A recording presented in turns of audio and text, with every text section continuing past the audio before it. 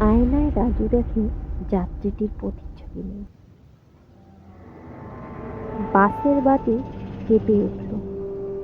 রাজু দ্রুত পেছনে তাকালো, কিন্তু লোকটি তখনও নিশ্চুপ বসে আছে। বাস চলতে থাকে। ধীরে ধীরে বাসের বাতি বারবার জ্বলতে ও নিভতে থাকে। রাজুর মনে সন্দেহ জাগে।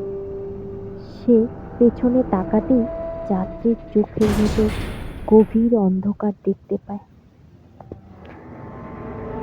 এ কি শুধুই কাকতালীয় কিছু, নাকি ভয়ঙ্কর কিছু অপেক্ষা করছে?